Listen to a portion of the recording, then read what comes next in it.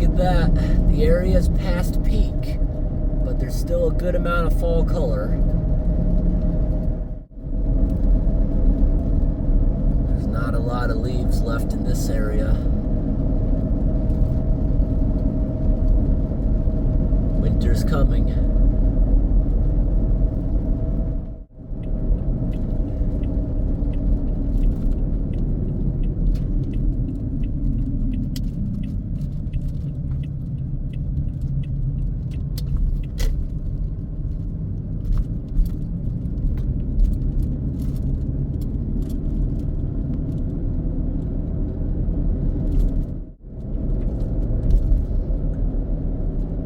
Some of these roads are very hilly, lots of curves around here.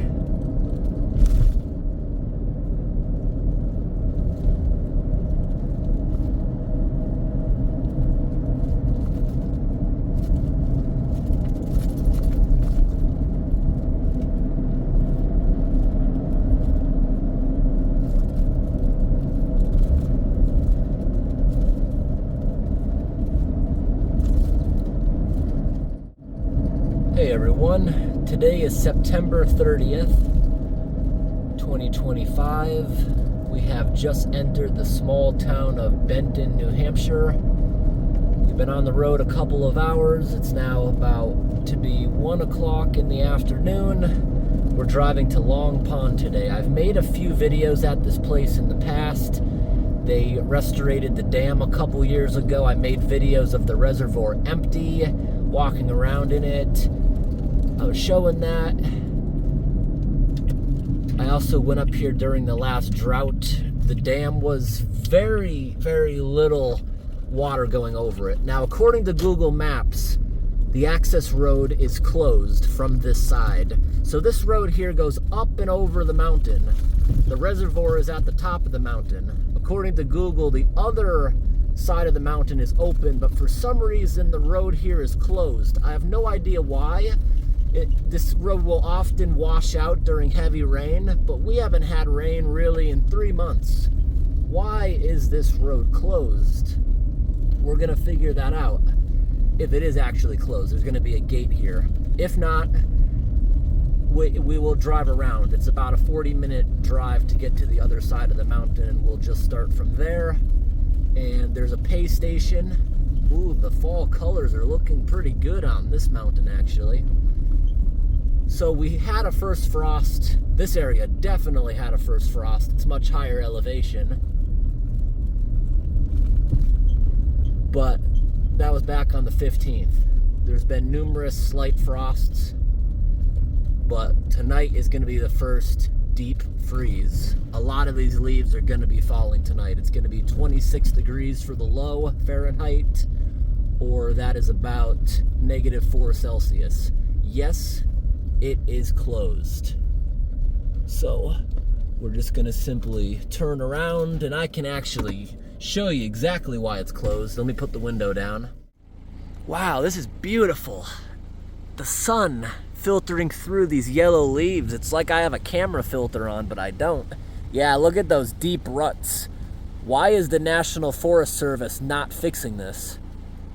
The area hasn't got any rain in 3 months. Why is that not fixed? It's nothing new. This road had a washout like 5 years ago. It took them 3 years to fix it.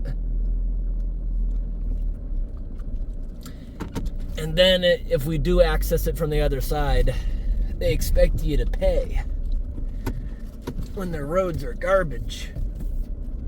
But yeah, we will have to pay.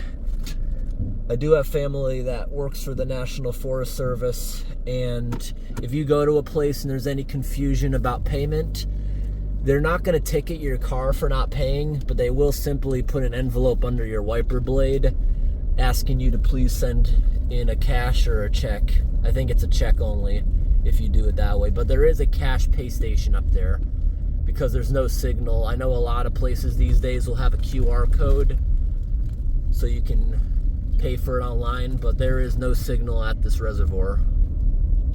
But we're gonna go around the other side. If there's any good scenery, I'll show it to you. looks like there's still some good fall colors here, but it's going to be few and far between. I think this area is just protected by the wind. So this area here, most of the wind is coming from the west, blowing east. We are on the east side of the mountain right now, so there'll probably be a lot less color on the other side. I think this area is just shielded most of the time. But who knows if we can even go kayaking at this reservoir. Yesterday we were driving around to a bunch of beaver swamps in Maine because last week it rained basically every single day. But because we're in such a severe drought, even with that, the new drought monitor is about to come out. I don't think it's really going to make much of a difference. We did receive a few inches of rain last week. It was a big help to the forest and everything, but the ground just simply absorbed it and didn't release any of it into the rivers and streams. Not really. I didn't really notice any difference or rise. All the beaver swamps we visited yesterday were completely dried up. So who knows, this reservoir could be below capacity to the point we can't even go kayaking here. But we will see. I'll time lapse this ride for you guys.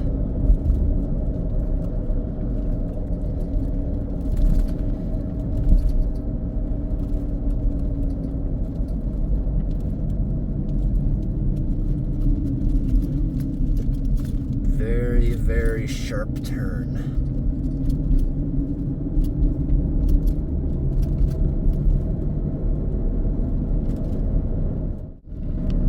Maybe the most common route of that reservoir being blocked off might be a good thing. Maybe that means a lot of the tourists won't go up there. It is a weekday. The traffic's not that bad. In fact, it's very, very light right here.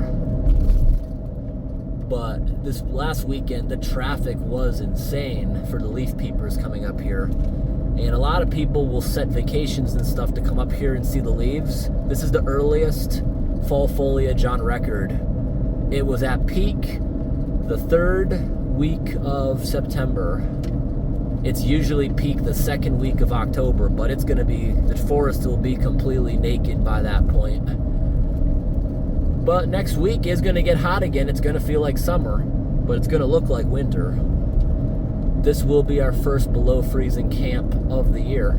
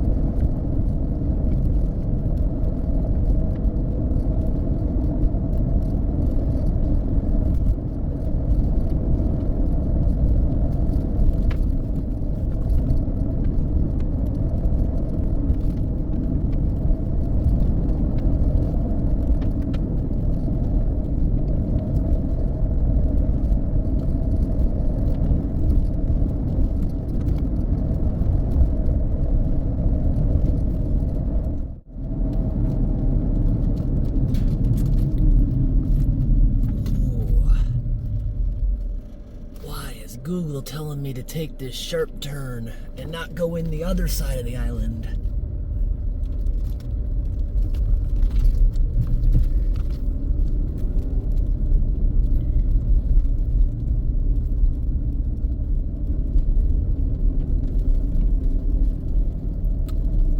I can't believe how little traffic there is. My area yesterday on Monday, the tourists were everywhere. I didn't think it being a weekday mattered, but today there's not many people out and about. It being a Tuesday. Maybe a lot of people just took an extended weekend yesterday. They were mostly out-of-state plates. That's how you know they're a tourist.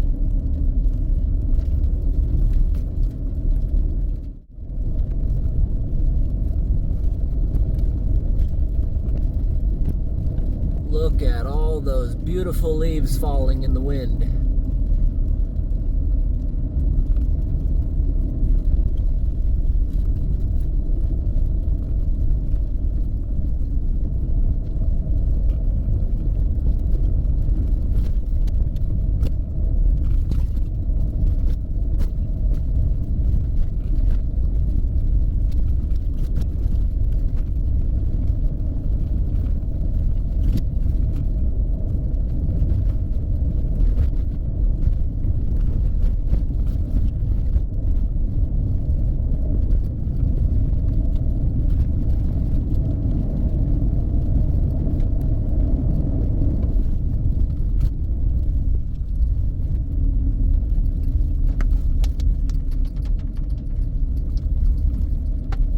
over there and the tractor is replacing a culvert. And yeah, now that we're on the other side of the mountain, it seems to be a little bit more bare.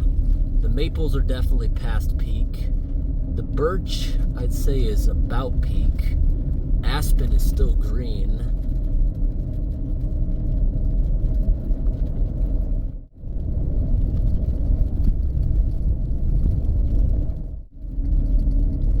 Yeah, half the trees on these mountains are empty.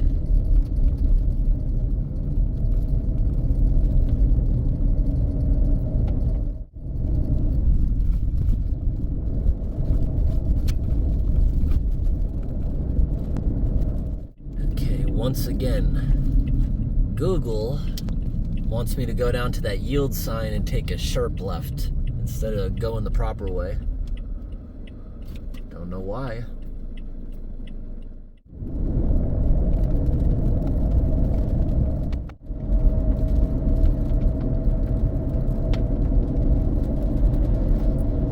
If you can hear that, one of the kayak straps is whacking back and forth against the roof. Since we're almost there, I'm not even gonna bother with it. I usually zip tie them down, fold them up nicely, but one of them got loose. Not gonna bother with that.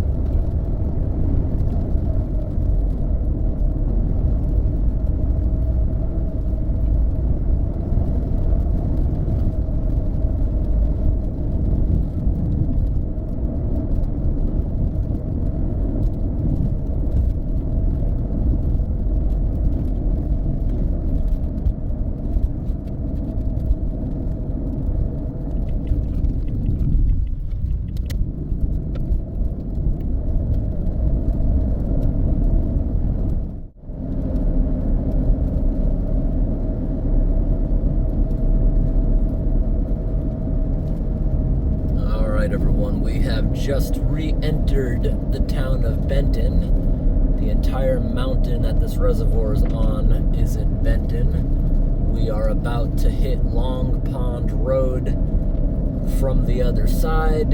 It's coming up in 0.1 mile. Here it is.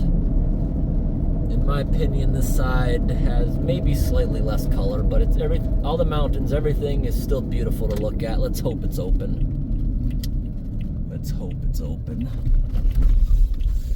There's only one gate. If this one is open, we are free to go up there, but then there's a gate on that reservoir's cutoff. Oh, come on. Wait. Oh, no. Nope. You see, that sign right there is the opposite. Like, just like the other day, there was this huge sign saying pumpkins, $5, and they were huge. Then in tiny little print, it said and up, $5, but it said and up in little information. Usually little letters are a bad thing, but there, big letters, road closed, and underneath in small print, oops, something nice. It is open to Long Pond, but it's closed after Long Pond. So that is good to know. We can get up here. That is nice. So it's a narrow road. You might have to pull over. Someone might have to back up because there's drainage ditches. Typically, if someone has a trailer, it doesn't matter what direction they're coming from, you give them the right of way. If someone has a tiny car, you would give them the right of way because they would get stuck if they tried to go out into the ditch. Just common courtesy. But if they're equal size, usually going down has the right of way.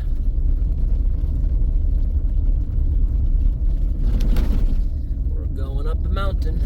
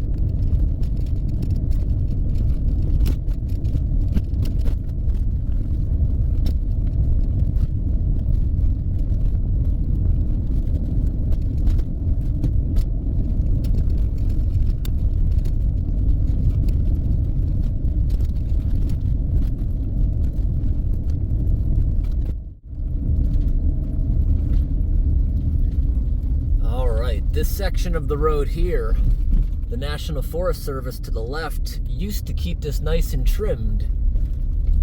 They're not trimming or mowing it anymore. It's a beautiful view of Long Pond.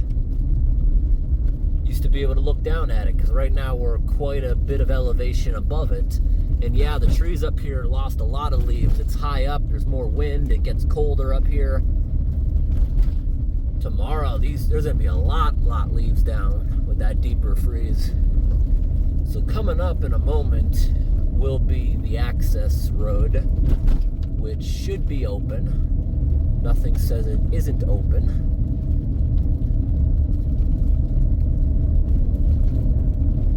This road is pretty smooth. And just by the amount of leaves that didn't blow off the road, I don't think too many cars are coming down here. But if you saw that hiking trail I drove by, there was 6 cars in there. Not bad.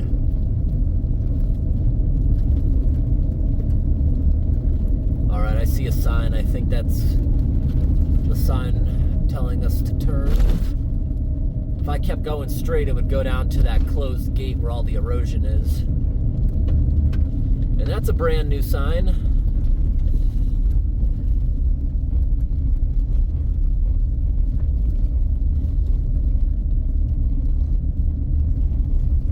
This isn't a very long section of road. I'm surprised they haven't fixed this. Yeah, because there is no actual gate there that's supposed to be open, and that's why the sign is new.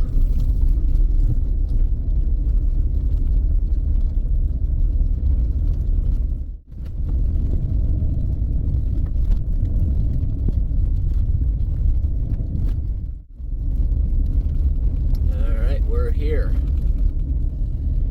Let's see what has gone on.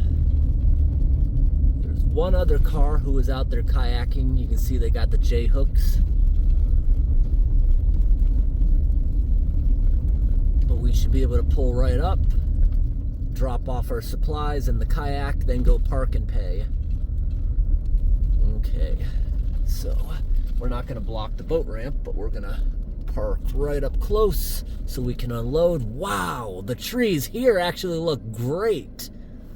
You can't see with the glare. Let me get out. So yeah, there's only one car. They must be out.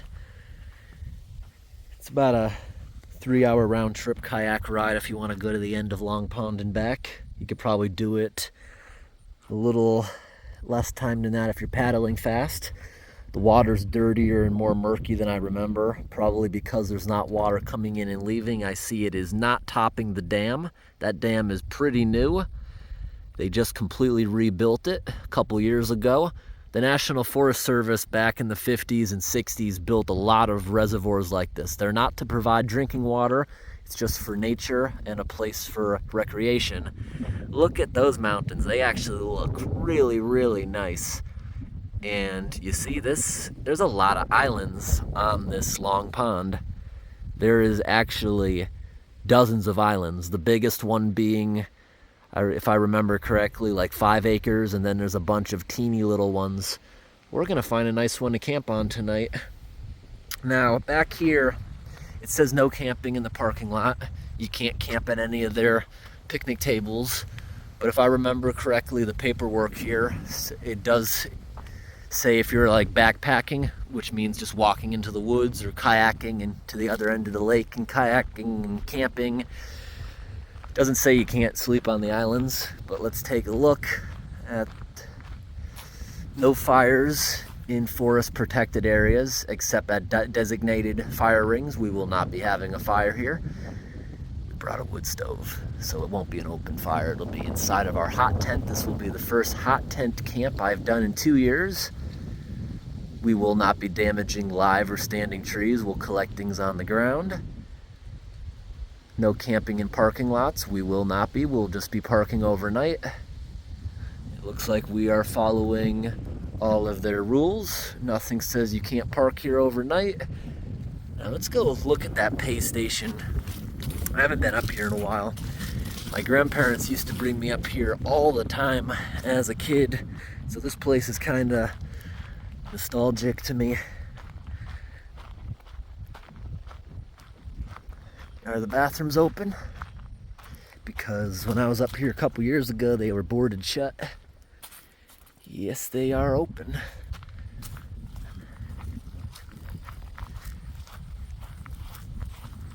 Good to see some maintenance has been done. They've been clearly mowing it. It's just the road that's damaged. So let's see what we got here. Day use area. Well, we won't be here during the night. Not in the parking lot, at least. Let's see, pay station, recreation pass required. We do not have that for the state of New Hampshire. $5 per vehicle, and we'll technically be here 2 days, so that would be $10. They do have envelopes. Here we go. And I'll fill that out and walk it back when I park. Amount enclosed, days paid, time in, time out. Yep, see, it does have date in and date out. It doesn't have to be the same day. They're generic. So I'll put my license plate, the state. You don't actually have to fill out everything in here. You just really got to put your license plate and stuff, and you're going to hang that. And you keep your proof of payment with you. This goes in your windshield. And campsite, if camping, I'm going to put wilderness camp, and I'm going to write in quotations that we will not be having a campfire so they don't get worried about us, because it's been a very drought year. That's why I brought a little wood stove. We'll have a little fire inside of the tent if I even feel safe using that. I'll use my own discretion. The islands won't be as dry because on these cold nights the water's going to create lots of fog.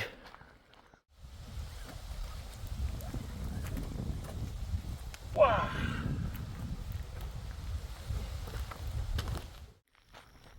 All right, we are actually alone now. Those people came back. They were friendly, talked to me for a little while.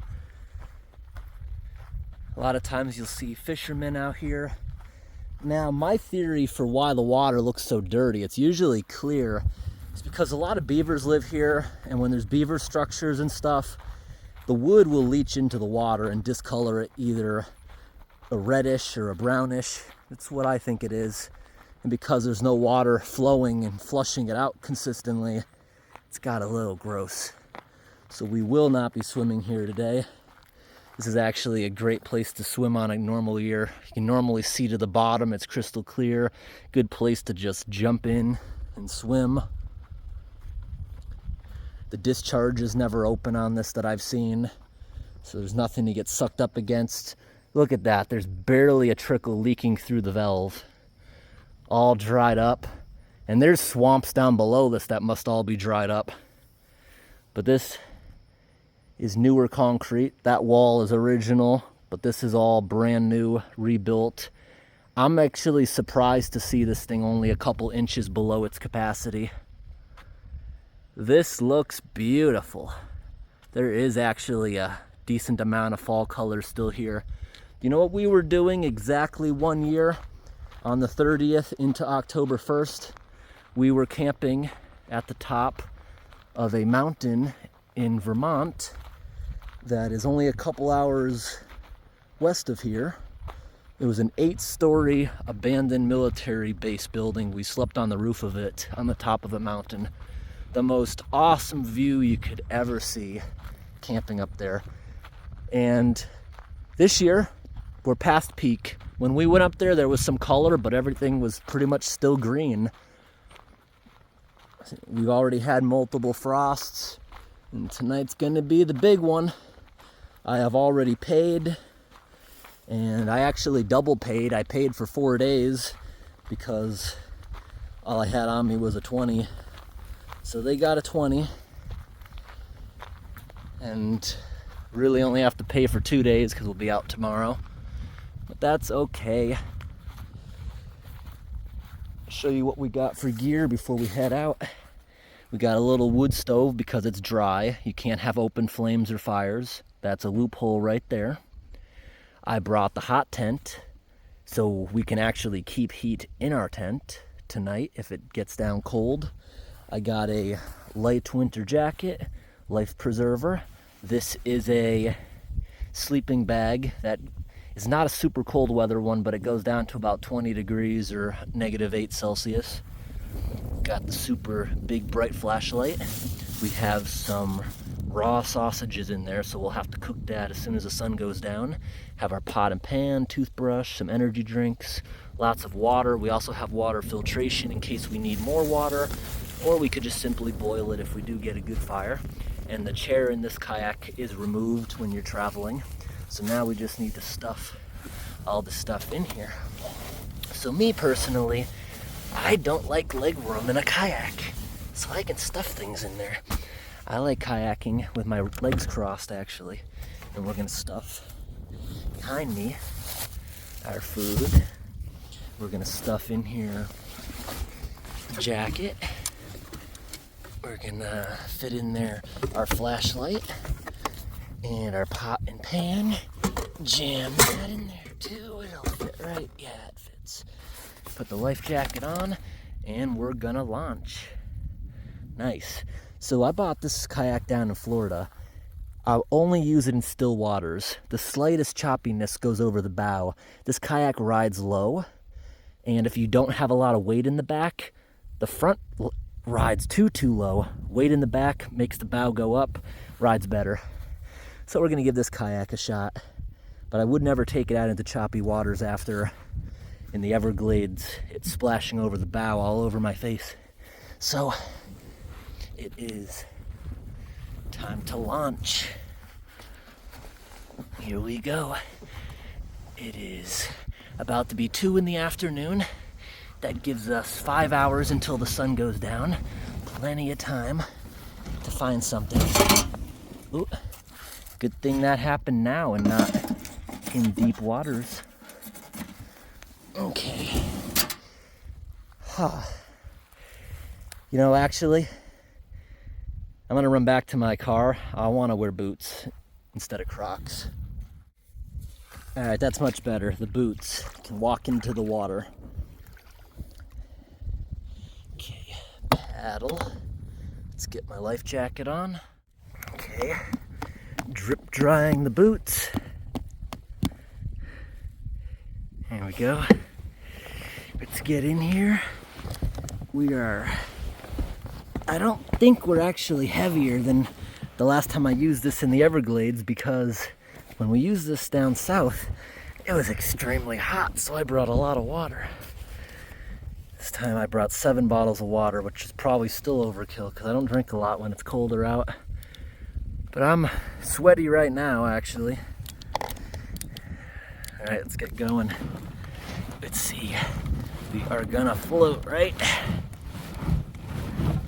I gotta push off a little bit. Like that. Ooh, there we go. Okay. We're floating and we're nice and stable. That's why I like the wider kayaks. And yeah, the bow is riding nice and high. Ooh. Someone else is here.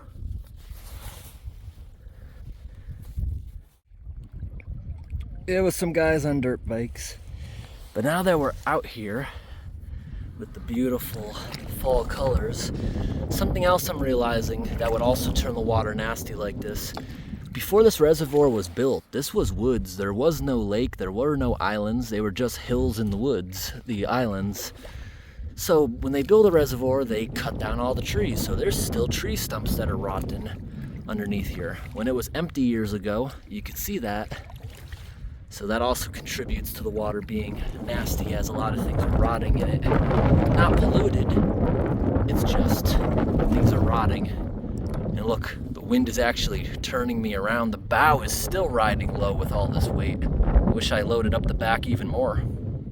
Hey, I never noticed that. This kayak has a nice place you can just put the phone. You don't even need the tripod. Let's see, if I put it in panoramic where you can see more. I think you can see me, but I can't see the screen like that.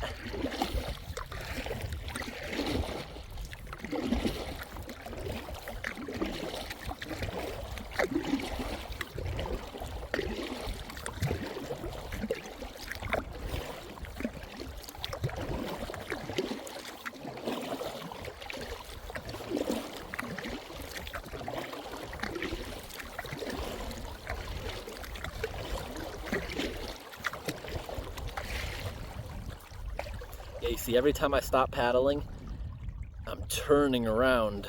And the reason I'm turning around is because the bow is riding low. Whoever designed this kayak either purposely designed it for a ton of weight in the back.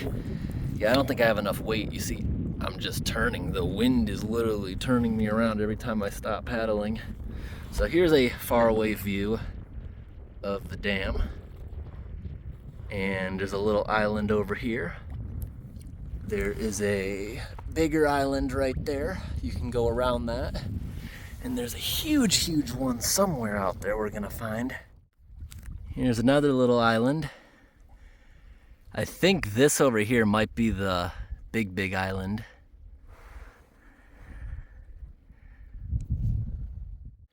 No, that was not the big island I was thinking of. But look, there's a lot of small islands. There's a bigger one, another one, and then there's a decent sized one right there. And the wind turned me around again. You can no longer see the parking lot, but there's an island there. In there's a little bog. You can go in, come back out a different way. Yeah, normal year, I would honestly drink this water, like boil it, but it looks gross that I still wouldn't really want to drink it. This is not clean water this year because of the drought. Usually there's a good current coming in and leaving. This year there's water's just it's just sitting here. Yeah, this was my favorite place to kayak as a kid, because look at all the little islands you can get out on. It was always so much fun, and that right there looks like a old abandoned beaver lodge in there. And you know what? The wind is blowing out the way we want to go, which is perfect. And then by morning, the air will probably be calm. Mornings are usually calm, so it'll be easy to get back. It's getting a little bit choppy, but it's hard to get badly choppy in such a small lake. That island is fairly big.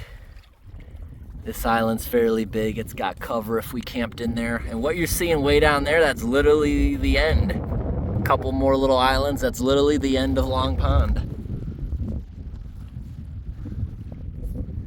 Getting down there and back is probably at least a 2-hour trip, but this is a nice place to relax and see nature because there are lots of like grass marshes where you can kayak through the grass and you can see frogs and fish.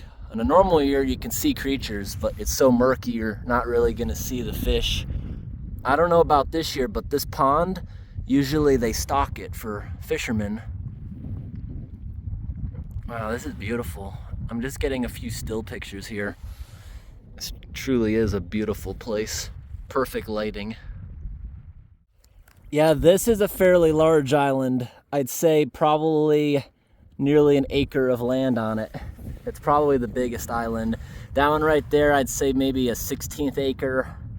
Many of these over here, I don't even think you'd want to measure it in acreage. You'd want to measure it in square feet. So that probably 1,500 square feet. Some of these things are tiny. Like they got like the footprint of a 400-foot shed. And if you even want to call that an island, that's just a rock with grass on it right there. Then there's this one over here. There's one over there. We're gonna just kayak around them all because we got 5 hours to explore a whole bunch. I see lots of dry stuff in there for the little stove. I wonder if we'll see anyone else out on the lake today.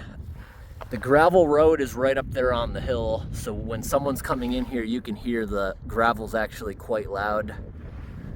And I just did hear a vehicle. Yeah, that bigger island over there, you can go around it. It is an island, but it's very shallow on the backside. It's grassy. So something like a bear could easily get there if you were camping, especially cooking food, especially because it's a drought. They don't have much food of their own, so they're going to be more likely to go into a campsite. And winter's coming up. They're thinking about hibernating. They need to get fat. And there's not much food out there, so you gotta be cautious of bears. Even on these smaller islands, it's not a big place. They could swim out anywhere. And this water actually is warm. It's been warm. Then it got cold, then it got warm again last week. This week's cold again. Next week's gonna feel like summer and be above average again. The weather doesn't know what to do this year, but next week looks like a good week for swimming actually. First week of October actually is gonna be warm. We're right next to a little itty bitty island. A little bigger, a little bigger. This one actually got a flat spot and I can literally see a fire pit in that one. But these are not designated spots. You're not supposed to have a campfire. Nothing says you can't camp on them, but the rule does specifically say no campfires.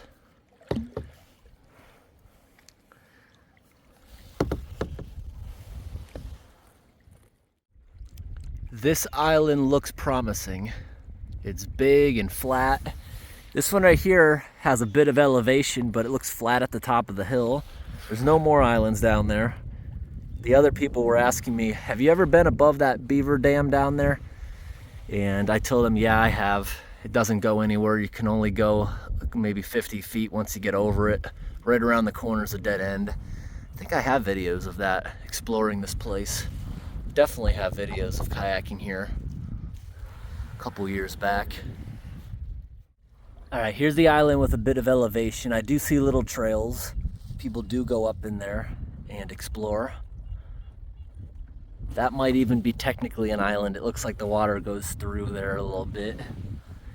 But let's go up to that one and take a look. I think that's the one I remember as a kid having a big fire pit with a flat spot. That is not a legal fire pit. Yeah, we are getting a few splashes when the wind blows, even with these little ripples. All right, we've made landfall. The water's murky, but it's actually shallow enough that I can just stand there. You always be careful. If the kayak started going backwards, you don't want to be out in the open water without your paddle. You also don't want to get out and have the kayak float away, so you got to be careful. See, that's why I brought the boots. See, now that I get out, it's now no longer touching the ground and it could float away, so you got to use caution. Throw the oar up there and drag the kayak up here onto the island, making sure the bow isn't going underwater. Okay, you can just pull it up like that. And you also see it could slide back and float away. This is very heavy with all my gear. Okay, it's not gonna float away now. Oh, it could. The bottom of this kayak, I guess, is slippery, well waxed. Okay, let's pull it deeper up into here. And we're not gonna set up our tent or anything until like a half hour before the sun goes down, because we just don't want someone to complain. Didn't say anything about not camping out on these islands, but it's not a very big place, so if someone does come here, we would be easily spotted. Yeah, you can tell lots of people get out here. That's why there's these trails. That's a good flat spot right there, actually, for sleeping. I think since I was a kid, the park rangers may have dismantled the fire pit. There's blueberry bushes. They probably didn't produce any this year with the drought.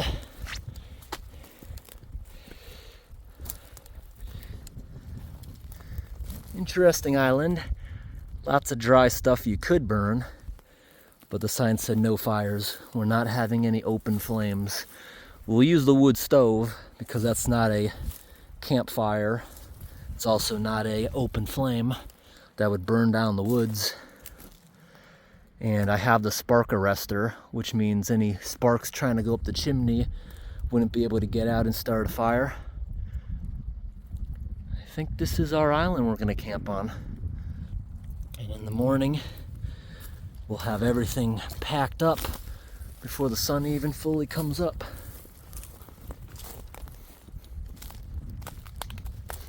Yeah, this is a nice flat spot. I think the rangers got rid of the fire pit that I remember as a kid. Try not to encourage people to do it.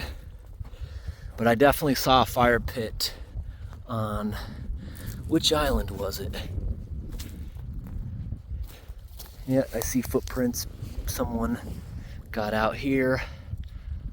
What island was it that I said had a fire pit?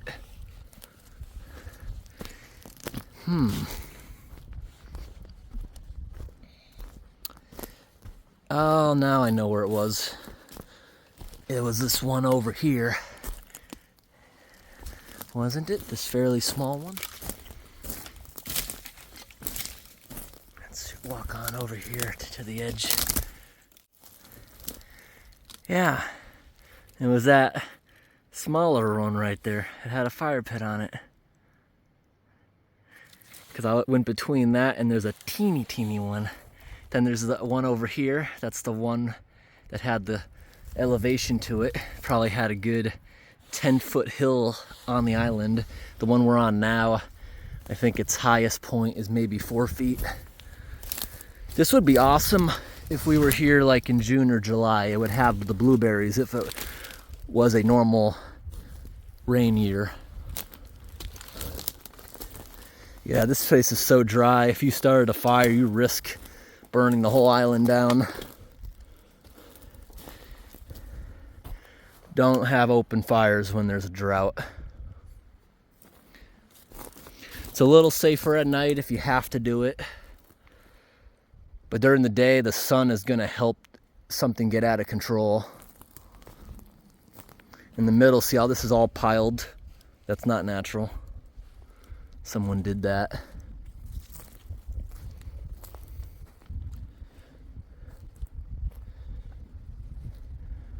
Well, we're gonna unpack, but we're not really gonna set anything up until later.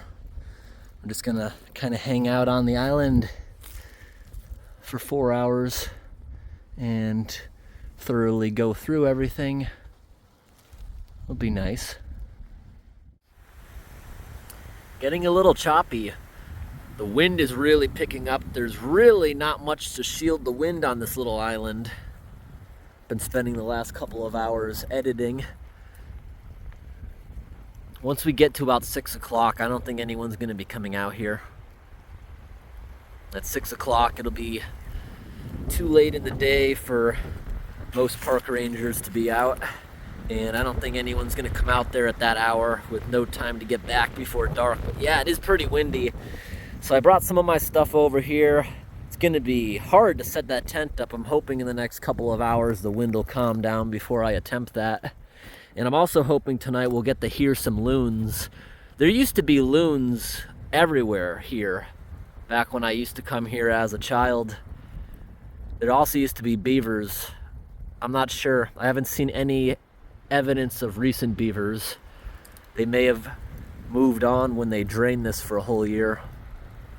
But as it was a couple years ago, I would think they would have been back by now. But yeah, it is pretty windy. And I said it was pretty warm today. When you have a dramatic temperature fluctuation, like tonight's gonna be cold, that cold front has to move in pretty fast to have such a dramatic drop in temperature. And that's what's happening. That's why it's windy. Hopefully it'll stop by tonight. I do have earplugs though. The flapping of the tent will keep me awake.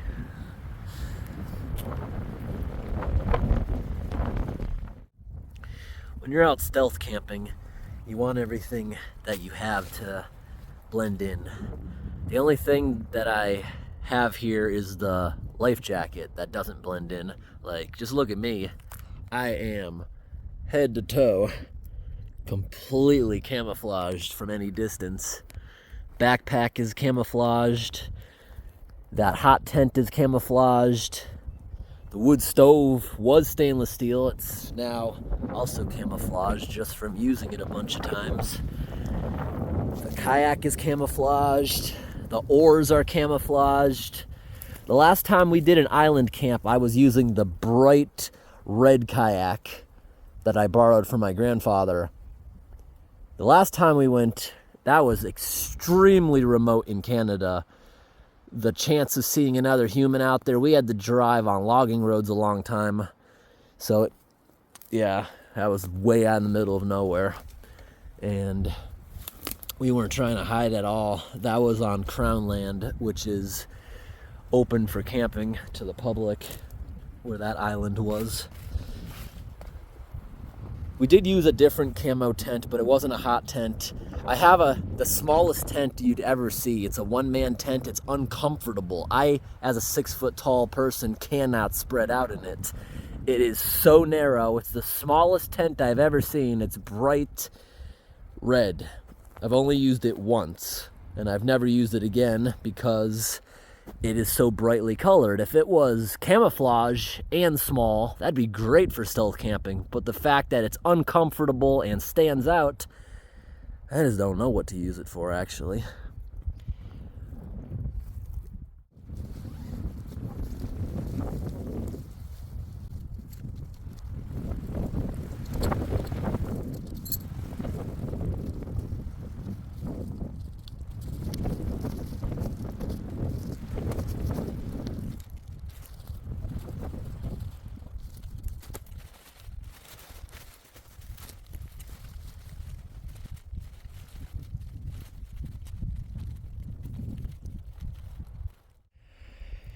Okay, we keep getting these moments where it's still, then there's a big gust of wind. So if we set this up before a big gust of wind, we should be okay. It came with lots of stakes. See that? It also came with lots of stabilizing cables we can tie to trees and stuff. So this is how a hot tent stove works. The pipe goes up through this. This is fireproof. This is not fireproof. If you have a fire that's shooting a lot of sparks, it could come back down and burn your tent. Now here's the thing I don't like about spark arresters. Spark arresters will stop the spark from getting discharged, but it can oftentimes fall back down on the tent. I brought the wrong tent. This tent is brand new. I thought it was the identical one that I've used multiple times that already had spark holes. It was kind of messed up. So, that's all right. So, it's like a teepee. It sits in the middle on top of this. It's got that nice foam ball. And, yeah. This is rated for 3 people, this size tent. But we're just preparing. We're not actually setting up anything quite yet. I'm hoping in the next 2 or 3 hours the wind will stop. I don't know though. We got about 4 hours of full daylight left.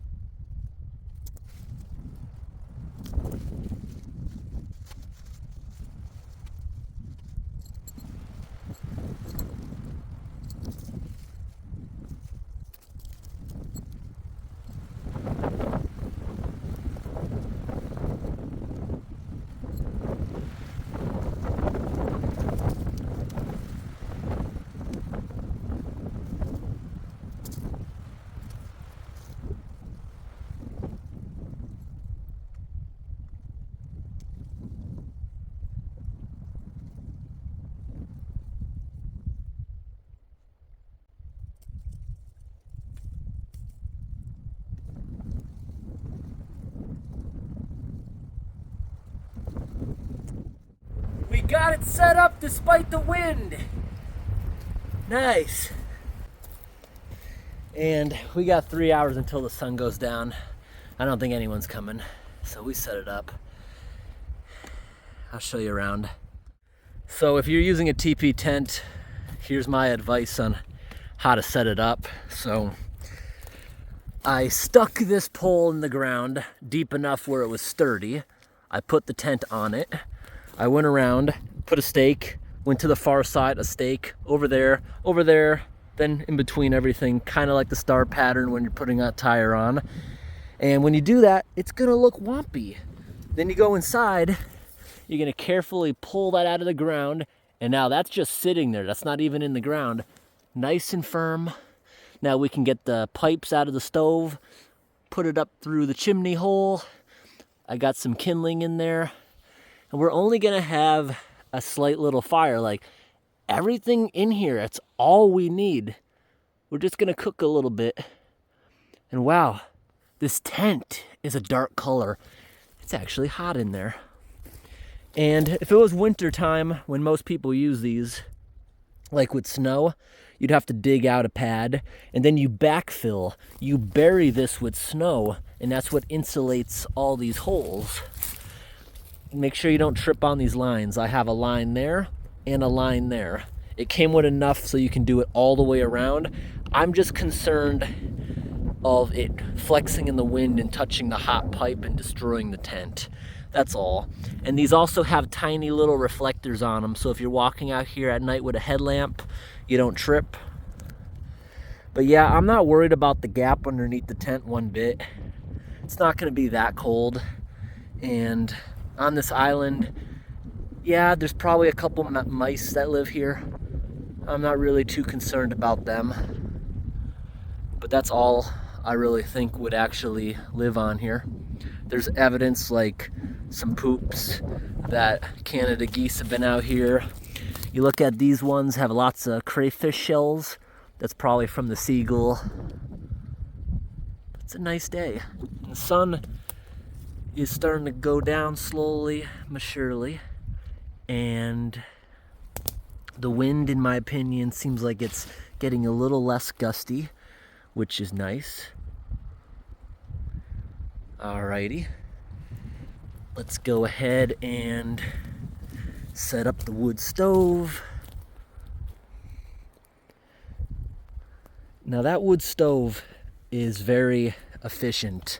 The way it sucks air and burns, once the stove is heated up, it will make zero smoke, which is nice. It'll make a little bit of smoke at first. Maybe not even, the stuff is pretty dry. But you gotta take precautions when it's dry out. No open fires, that's why I decided to use this setup. It's all contained and it's out of the wind.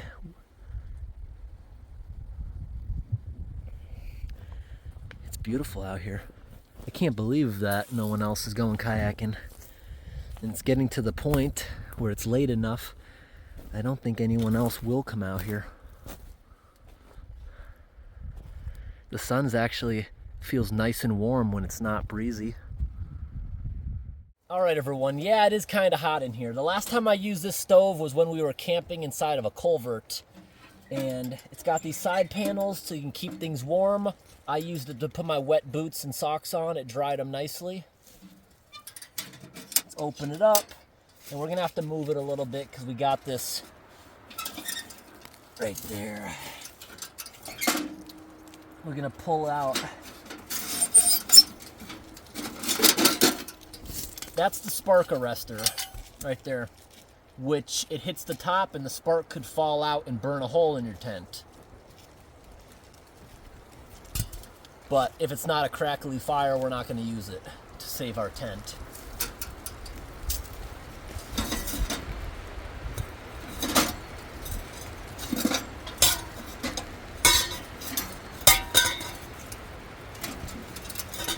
Getting kind of windy out. Hopefully this tent don't fall down. We're not even gonna light the stove unless the wind stops. But underneath it, it's got feet, so it's off of the ground. That leg is loose, I gotta tighten it.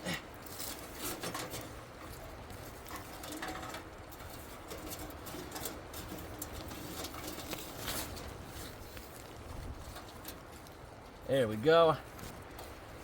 Tight.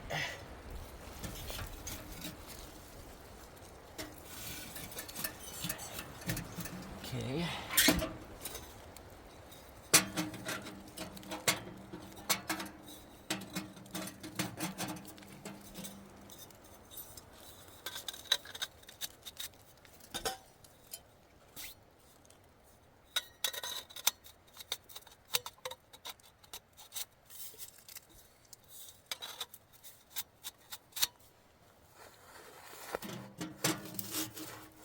Okay, the stove gotta be moved out a little bit. And I'll find a piece of wood to shim the back legs. I'll actually use this to shim the back legs.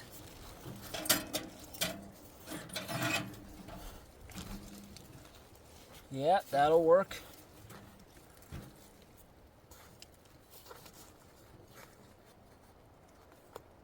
Just gotta be careful the tent doesn't get too hot.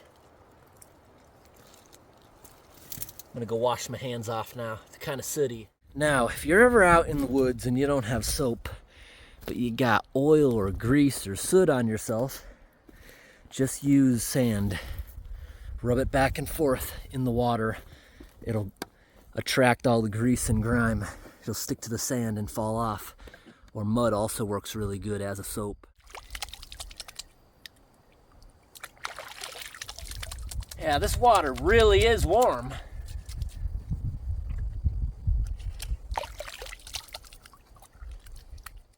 There's my sleeping bag. We'll set that up after dinner. I'm also gonna set up a tarp on the floor so these don't poke holes in my sleeping bag. So got my toothbrush, got the pot. This pot I'm gonna put these sausages in. Those should be good for dinner. And they're still kind of cold. They've been out of refrigeration since like 10 this morning, but it's okay. We're gonna cook them well. I also got an onion here I'm gonna cut up with my pocket knife. And we'll add that to our mixture. These will probably secrete some oil. That'll help it cook. I also brought an MRE if I'm still hungry and want a snack, because I doubt I'm gonna be in the mood for breakfast. Honestly, eating in the morning makes me sleepy. But thank you to the person in my Patreon comments who told me about these. So a lot of my camp videos, I'll use the humanitarian ones, which are really cheap. They're usually like $30 for a box of 12 online. A box of these online would be like 130 or more. But recently, the person in my comments notified me, Ocean State Job Lot for limited time is selling these.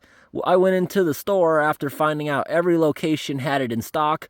They had pallets of these, the big boxes, and it was only $30 a box of 12. So I got 10 boxes of them. I have a whole bunch of them now. And these are the higher quality ones that actually have the heating element in there, higher grade. The humanitarian ones we give to countries during disasters don't have that, and it's cheaper food. It's tasty sometimes. I guess that's up to you if you want to say it's tasty, but it's cheap food like rice and beans. These are all different, interesting meals. So I appreciate that advice. I bought a whole bunch of those. The next time I make an old food video, you're going to see the big stack of them down there right next to my table. You know what the good thing about a military MRE is?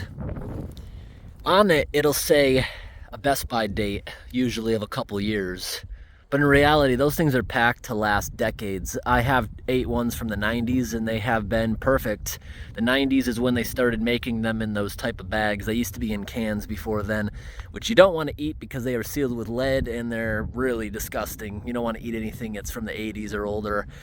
But they'll last a very, very long time. And what's cool about them is I keep them like in my spare tire compartment of my car. They can sit there for a couple of years. I'll rotate them every couple of years, but hot, cold, frozen in the winter, baking in the summer. It doesn't affect MRE meals. They'll still be good for years. That's what's good about emergency food like that.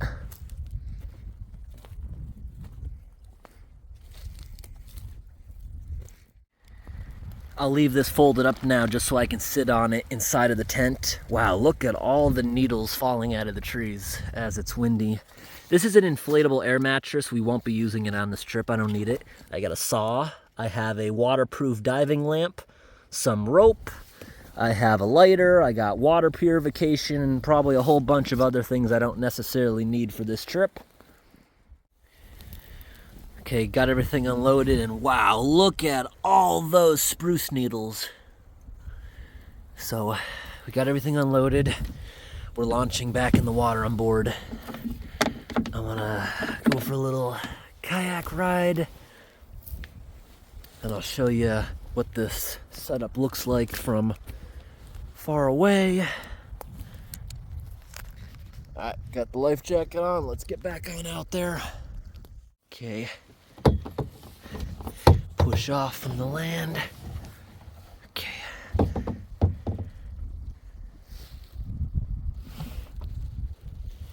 Okay, here we go. Alright, we're far enough away that we got the whole island within frame. The tent's really not that noticeable.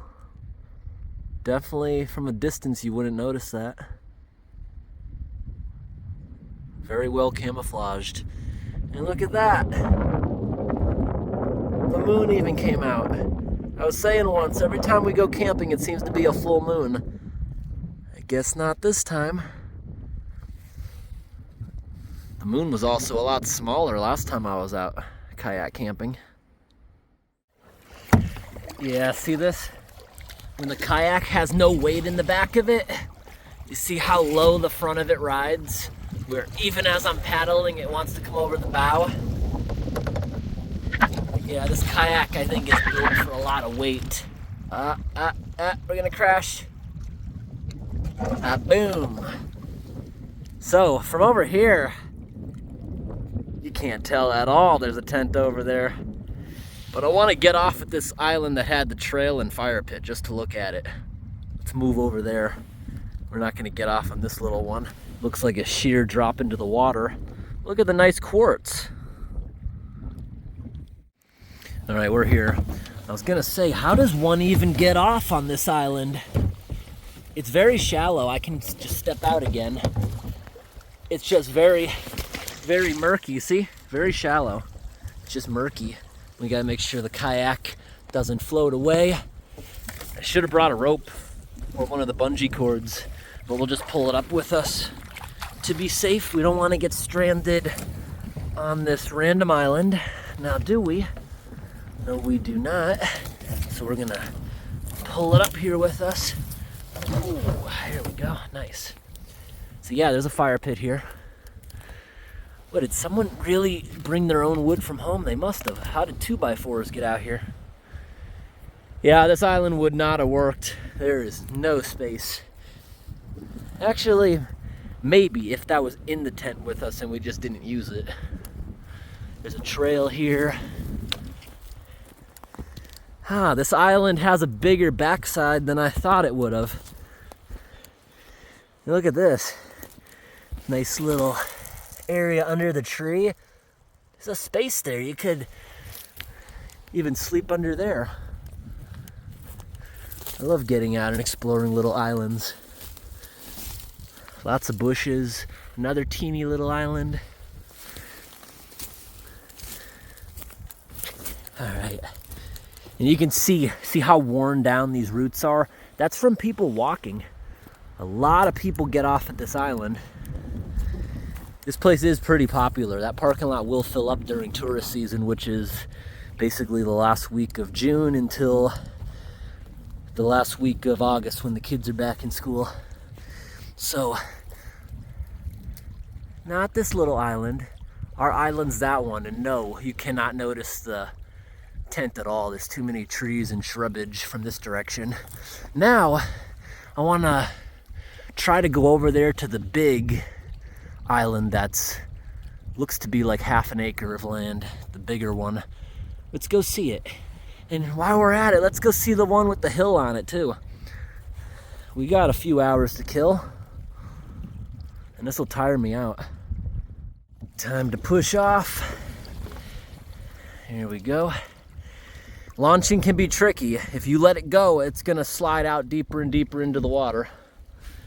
Okay, this one's probably accessible, but we're gonna try to go to the one with the hill on it first. All right, we're at the one with the hill, and look at all the splashing.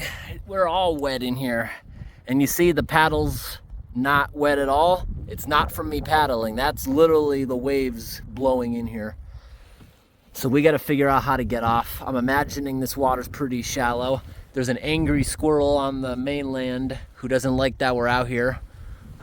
Yes, it is indeed shallow. And another thing to be cautious about is in this murky water, if you're coming in really fast and you don't realize a rock's in here, it could try to flip you if you hit it at an angle.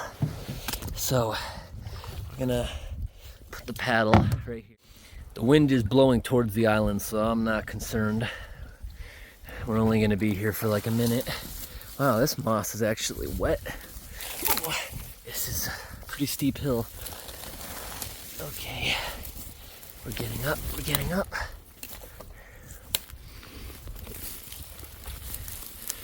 I don't see as many trails here. Guess not everyone likes to come over to this one, but that is our island over there. You can barely see the tent. We're zoomed in 20 times. It's right there. Okay. This is a very lush, soft island. This island, you can barely even tell that it's been dry out. The moss is green and luscious. We're all the way up here to the top. No one's camped on it, and there's really no evidence that anyone really likes to get off at it. Probably because the edges are steep. You saw how I had a little bit of problem getting up here. And I don't know if you can hear in the background, squirrels going nuts on the mainland because I'm here. These are all blueberry bushes. Yeah, this is an unexplored island, not many people.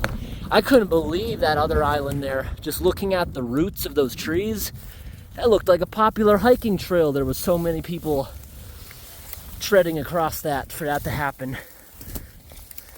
Now let's get back down and untie it from that bush. That water is shallow. Yeah.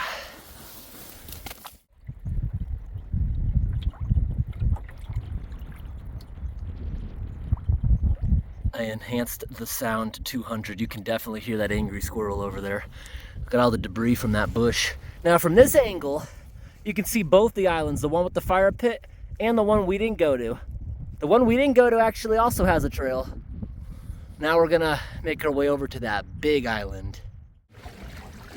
Yeah, when you're paddling against the wind, this kayak doesn't like it. There's a lot of water that keeps splashing up. See that?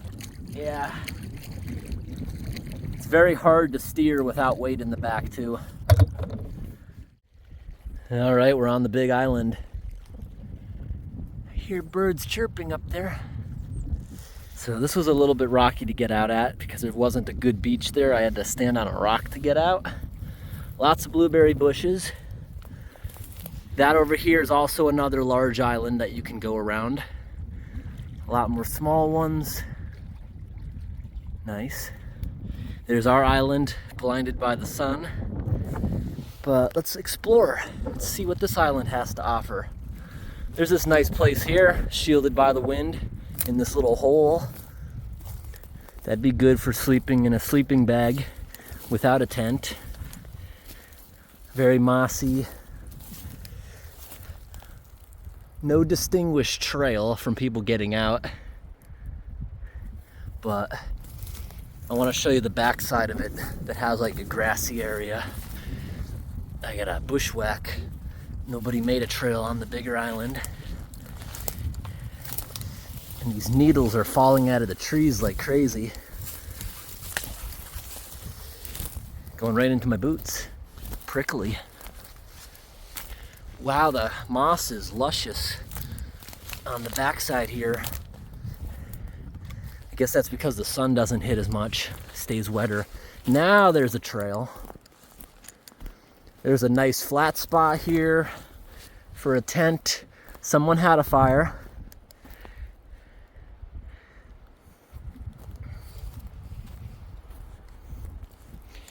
Another little trail.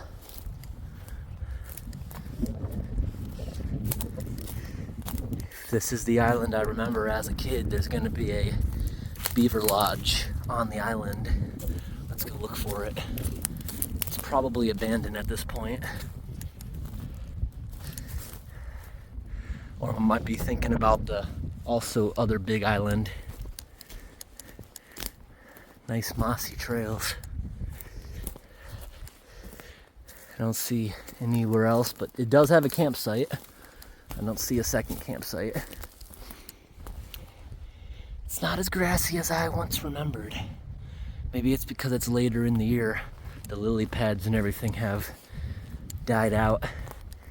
There's a trail going down to this tip of the island, and based on where the sun is going down, this would be the south tip of the island, I believe. A lot of blueberries down there.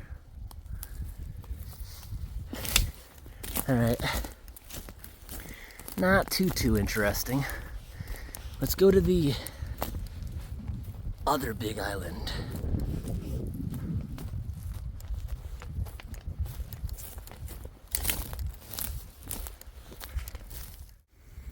Okay, I went over to look at this other island here, and it's not passable around the back. Water's not deep enough. There's barely water going back on that rear side of that island. So this is exactly where I thought it was.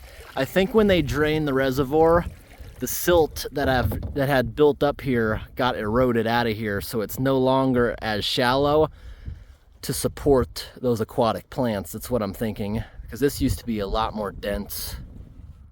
At least the wind is helping me go in the direction I want to now. We're going behind that island we just got off on.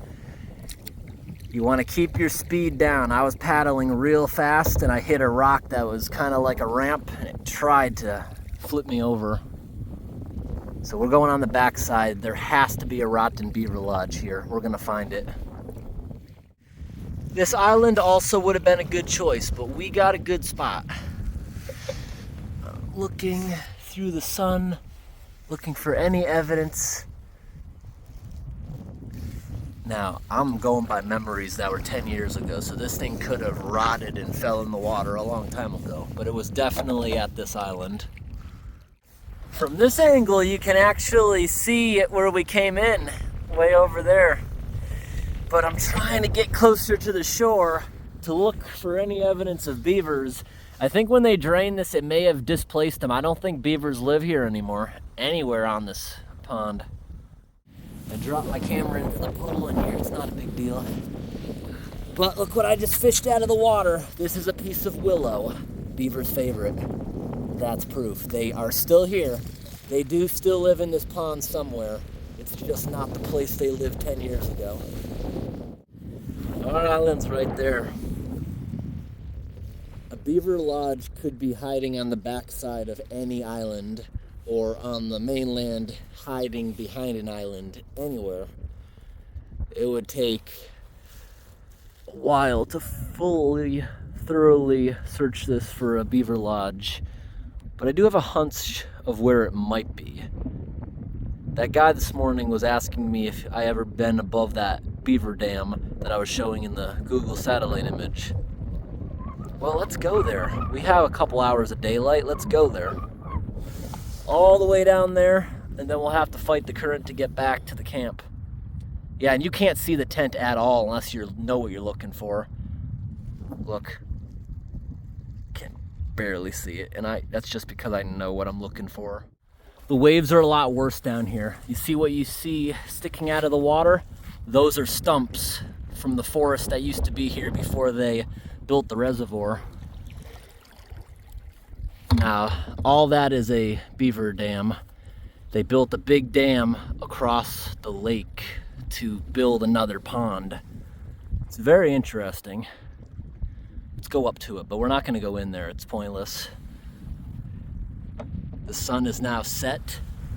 It's still sunny on the island way down there.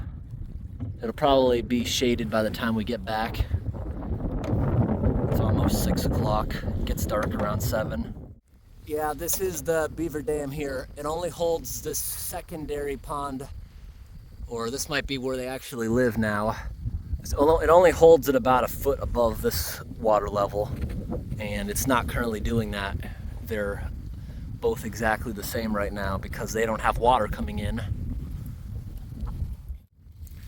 But there is fresh beaver chewed sticks everywhere, so they're around.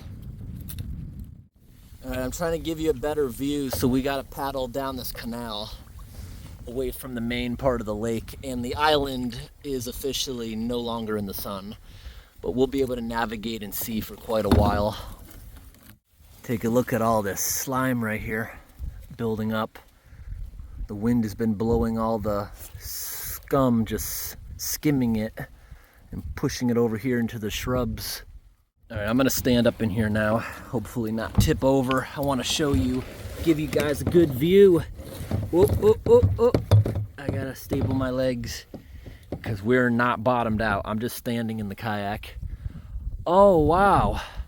Let me get out, I wanna get out. This area now smells like a stink bomb. See all those bubbles getting released as I'm standing in the very gassy mud. Lots of things rotting. Okay, it's not gonna float away because the wind is blowing in here. So now we're in the shrubbery. This is the dam I was pointing at on satellite. And this part of it actually is holding water really good. The water level is nearly 3 feet above Long Pond, the beaver's pond. A lot of the sticks and stuff you see is older. This has been here a while. This is actually exactly what I remember as a kid, having to go in this little thing and finding it. Not much has changed. There are deer prints. No fresh evidence of the beavers doing maintenance. At least not right here. There's definitely beavers going back and forth. That's what this is, a beaver trail. But deer walk around up here. I don't see anything super fresh. Wait a minute. What was that? Tadpole. Nope, it's just birch. I thought that was a fresher piece. It is not. But wow, it's holding water. And just like I told the guy, if he would have went up here, you can go like 50 feet. There's maybe a little canal you could go through, but not really much worth. So it'd be easy to launch the kayak up in here and continue the exploration. But yeah, I don't see anything fresh up here.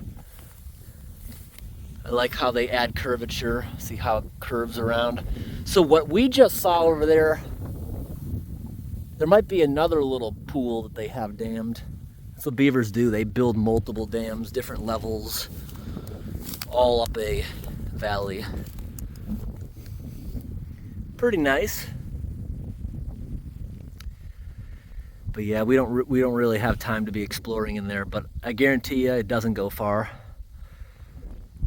It does not go far. You might get back in there slightly, but just looking at the satellite images, you know it doesn't go very far.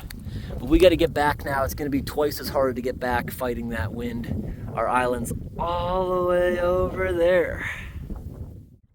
It's quickly getting dark. We're about halfway back. I can finally see our island. It was blending in with the mainland for the longest time.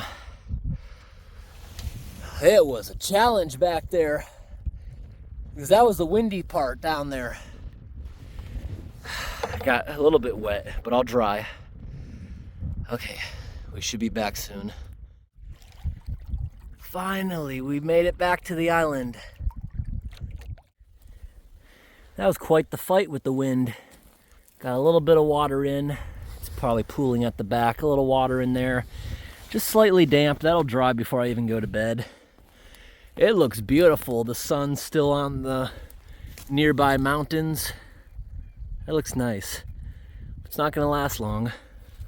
At least the wind has really started calming down. It's just a slight breeze now. That worked up an appetite all right.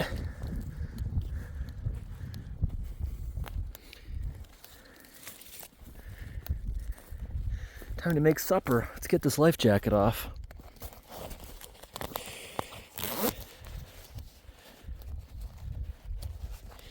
Here we go.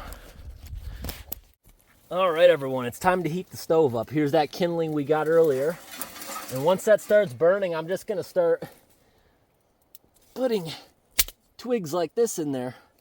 That's actually good fat wood. That'll burn hot for a little bit. All right.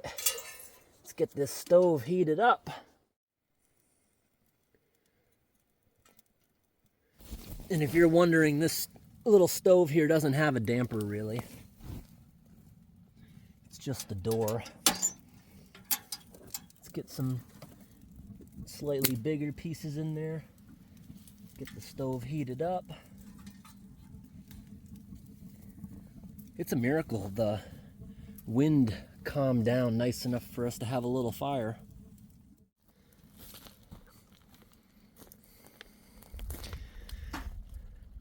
Barely any smoke, already burning nice and clean. Look at that. Almost not noticeable. Nice.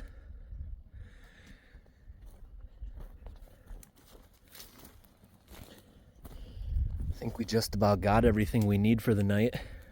Already inside, got my sleeping bag. I do have an extra blanket, but I'm probably not going to need it. Wow, this stove already got it hot in here. Let's just collect some random things on the floor. The stove's already hot, and it got hot in here. I don't have a cutting board, so I'm just going to use the top of this before we start using it. So let's peel this onion. And raw onion's good to eat too. So anything I don't eat with my food and cook, we'll just have it later. I'll throw the scraps outside. Hopefully any of the mice that might live on the island will like this and leave me alone.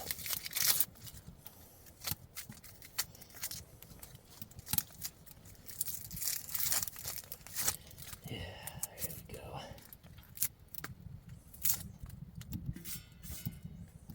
Let's slice some of it up.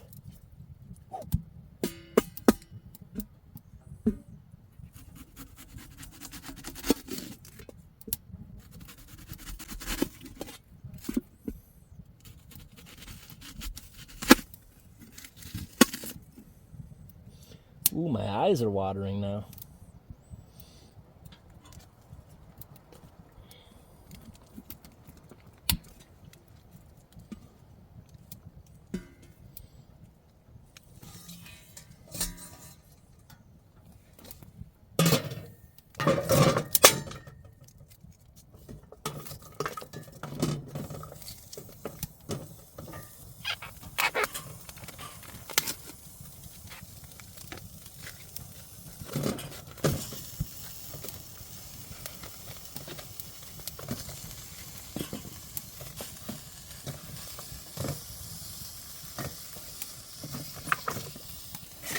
All right, that'll eventually cook.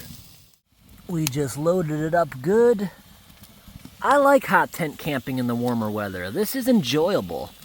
This is really, really nice. I like how I have the door open with a good view. In the winter, hot tents are actually amazing. You insulate the edges with snow. It'll get so hot in one of these.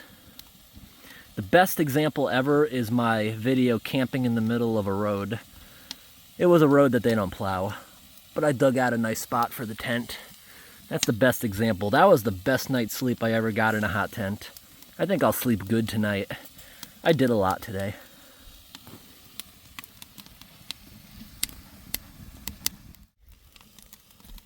Zero smoke. There never was smoke, even when we first started. Burning so clean.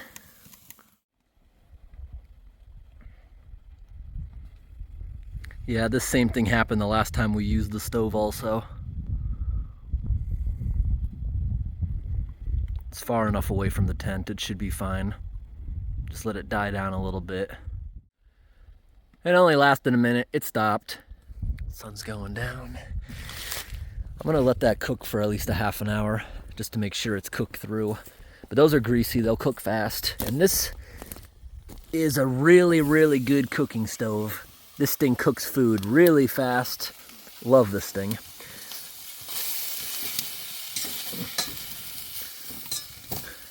The guide gear stove that I've used in some of my videos, I probably like a little better than this one, but still really good. I'm gonna add a little bit of water to this, make it into more like a soup, and I might actually add the rest of that onion in there.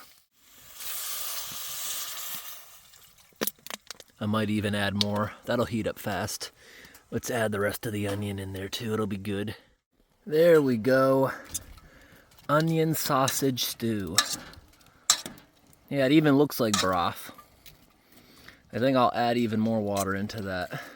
The steam alone will help cook that. How's the firebox doing? That's nice and hot in there.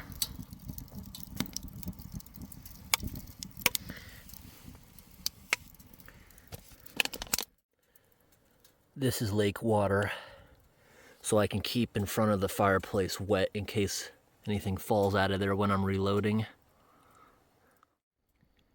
All right, it's 20 of 7. That food smells delicious. I can't wait to eat. There's no waves. The wind completely stopped. Just the slightest pleasant little breeze. I can't believe it. Completely stopped. The sky is clear, so tonight's gonna be maximum radiational cooling. Where'd the moon go? There it is. There's the moon.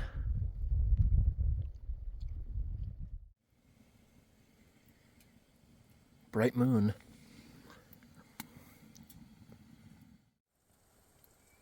All right, it is now 20 after 7. And look at that, you can barely see the sun. Wow, look at the moon reflecting on the water. We gotta go over there and see that. So this has now been on the stove for about an hour, simmering. These have all floppified, nicely cooked. Everything's definitely cooked in there now. That's gonna be like a delicious broth now, just from the sausages sitting in there. That's gonna be delicious. So I think I'm gonna start setting my bed up. I'll keep the stove hot until I go to bed. It'll keep our living space in here really, really nice. All right, oh. Wow. Look at how bright the moon is. Wow. That is amazing. That's literally what it looks like with the naked eye. The moon is so bright and it's only half a moon. Beautiful. Beautiful, beautiful. You see that right here? Look how those black cords with a flashlight look white. They got reflectors all over them, so you don't trip on them when you're out here. Wow, that actually looks pretty cool. Look at that. It looks trippy. Yeah, so you don't trip. There's reflective stuff on all these cords and on the tent. But I got everything I need in here. It smells so good in here of food. I'm about to lock myself in here for the night. Let's turn on our super mega flashlight. This is the world's brightest flashlight, 200,000 lumens. Let's turn it on. I'll show you what it does out here. We don't really need it on this camp, but I always like to bring it out when I can. So this thing is so bright, 1, 2, 3, 4, 5. You have to lock it out so it doesn't accidentally turn on and start a fire. That's low. And we got a little bit of smoke going on, but that's only because I threw a bigger chunk in there that had a little bit of moisture. A little bit of smoke going on. But I'll show you this thing on full brightness in a moment.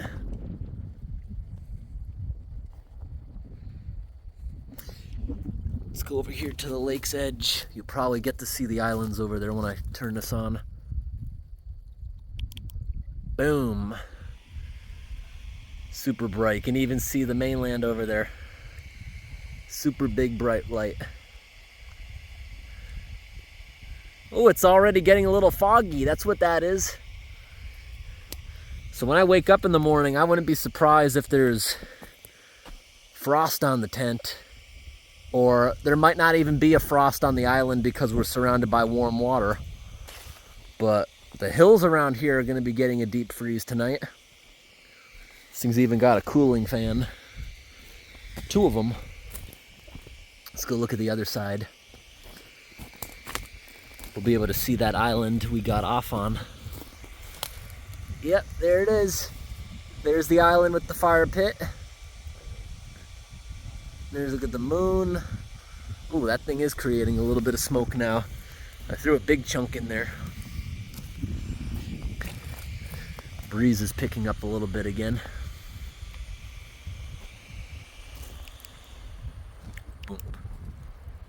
Oh wow, we got a big gust of wind now. But we're gonna let the stove die out soon. I can't believe we didn't get one spark through the tent. It's nice. All right, I'm gonna lock myself in here now. Oh wow, look at this gust of wind. Got quiet for a little while. All right, it smells good in here. Yum, yum, yum. So, it's so nice out. You can even see stars right now on this camera. But the stars to the naked eye are beautiful. And I can walk around on the island without a flashlight when my eyes are adjusted. I don't need it. The moon is really bright, but I want to show you these long exposure pictures I just took. Long exposure means the shutter's open for a long time. So that looks like the sun. Look at that. But that's the middle of the night. Here's another one. Here's another one. This was the campsite. It overexposed a little on the side, but that does not look like the middle of the night. Here's another one. Doesn't look like the middle of the night. That is the moonlight, not the sunlight. That was taken in the middle of the night. Long exposure is cool. This, I wasn't steady enough. It's blurry.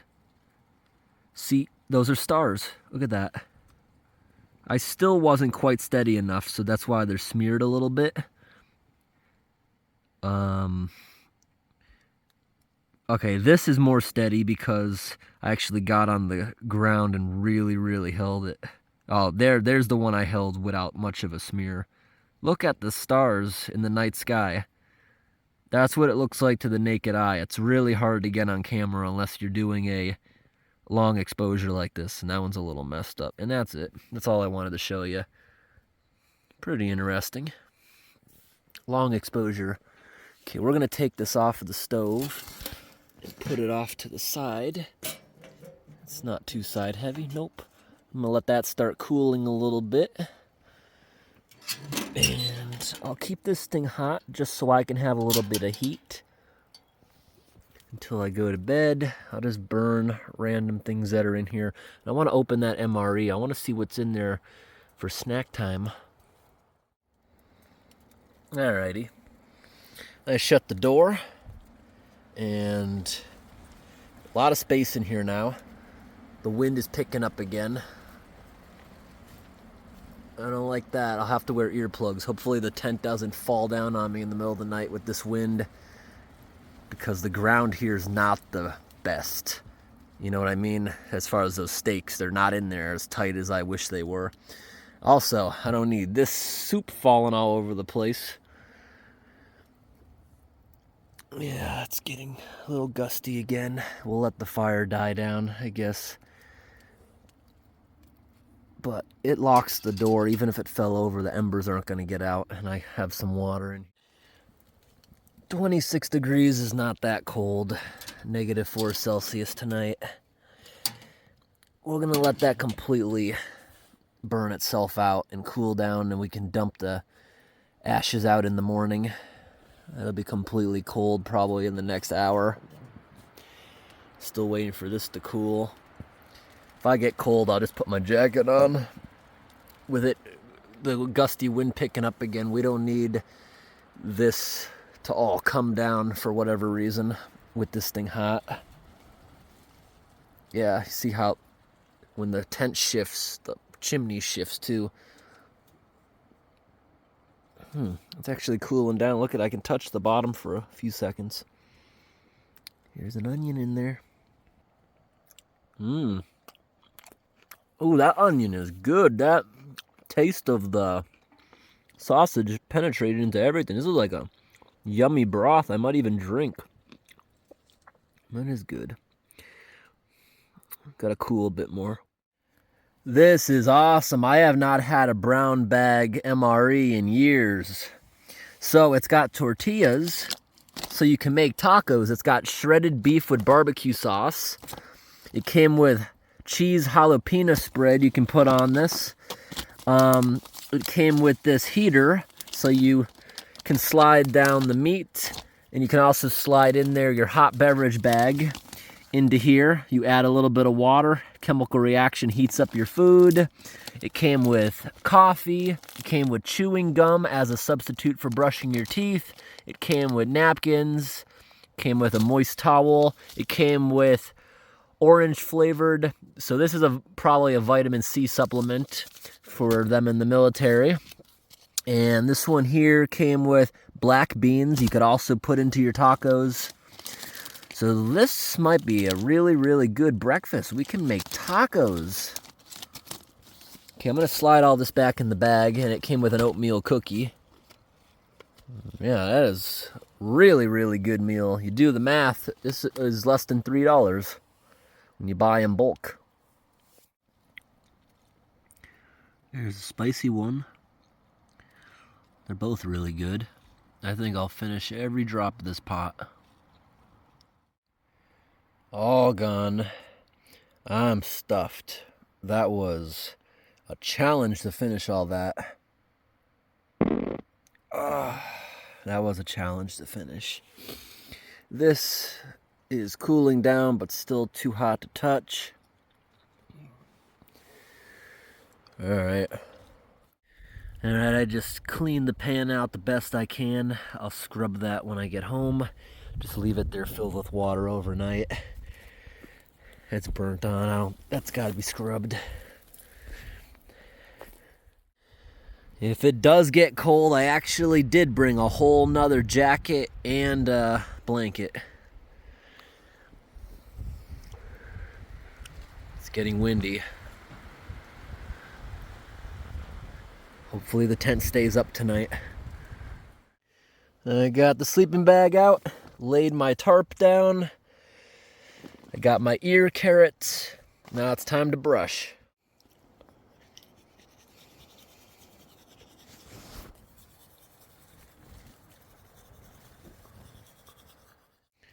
Sleeping bag has a little built-in pillow. There's actually a lot of space in this tent. There really is. See this here? This is a sleeping bag for two. 2 people would have so much space. This tent's rated for 3 people, but if the stove wasn't in here, the size of this tent would probably be considered at least a 6-person tent. And it's got vents up there which are closed, but you could open them. This is still hot to the touch where I can't touch it for more than a second, but it's getting down there. That's actually why it's so nice in here. I'm going to bed right now with no jacket on. I think this will be enough for me. If I get chilly, I'll put my jacket on.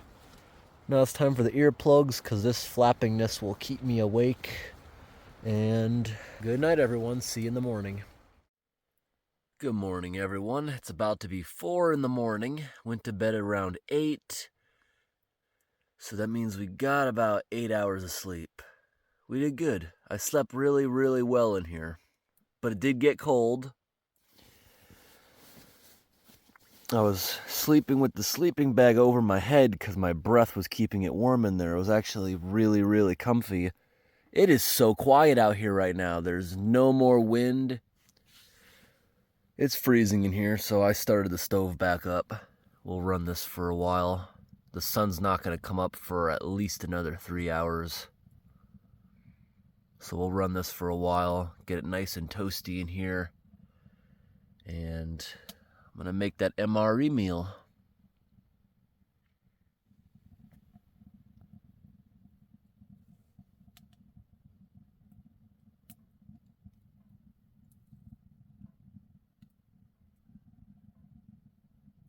You hear that? Sun's not going to come up for another 4 hours, but the Canada geese are already awake. I hear some of them honking.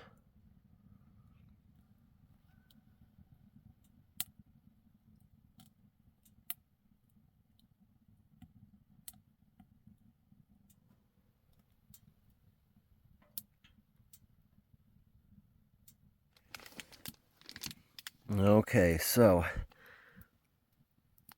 I filled it up to the line in there. See the water moving around? I was able to fit the beans, the shredded meat, and a water bag. You see that water line on the top? I did not fill the whole bag. You see the water line down there. But I fit the hot beverage bag in there. That's a little baggie you fill with water, so it should heat all three of these things eventually. This stuff's freezing cold. Didn't get below freezing in here.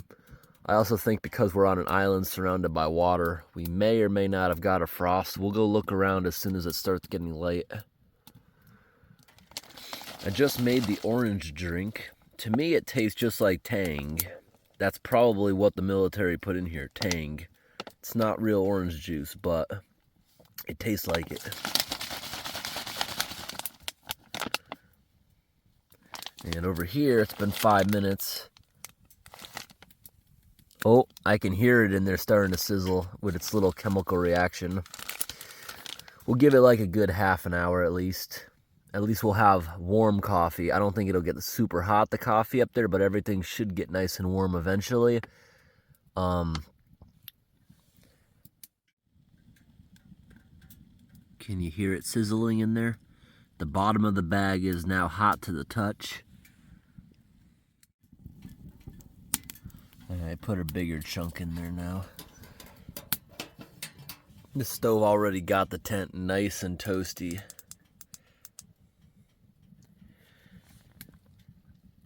Oatmeal cookie. Maybe these things can slightly warm up around there. Put my sleeping bag away. I'm gonna leave the tarp set up while I'm in here.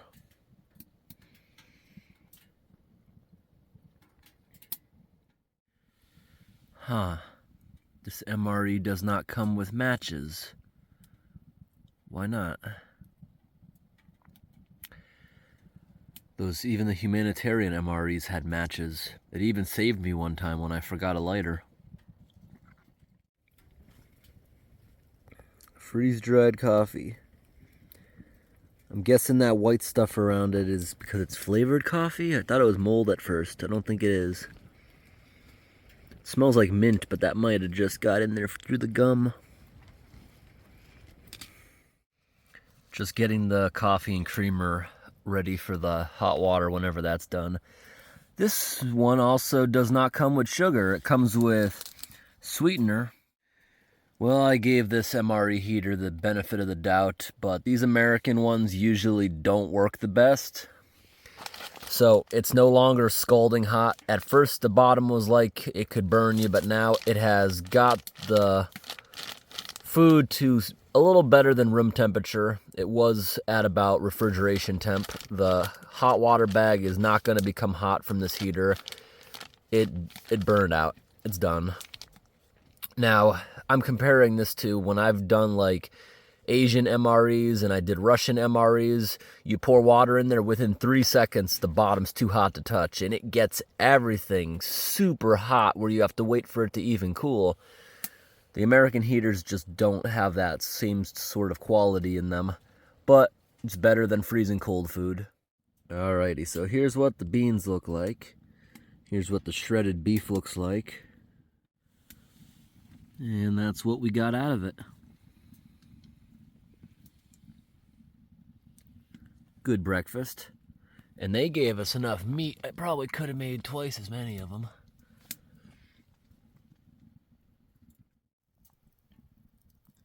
Alright, that fire did good. Time to let it die out again, and we'll probably start taking things down in about an hour.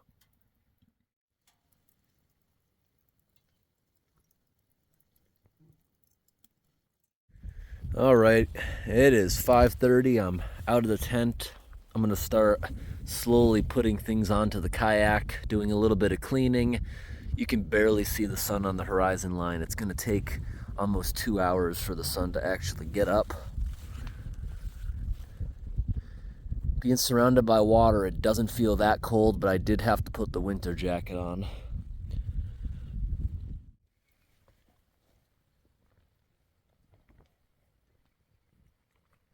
Got another spider friend. I just noticed him there because I was using this as a pillow.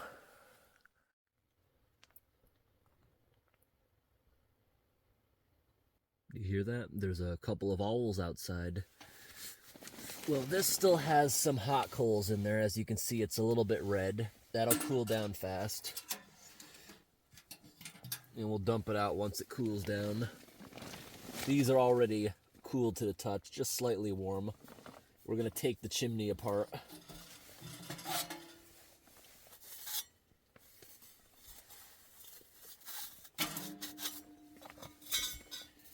Now that allows us to take the tent down. Let's get the stove out of here because that's still potentially hot enough to melt something. All right, the sun's getting brighter. It's 10 of 6 in the morning. Still have about an hour before it will be officially up. Let's start dismantling.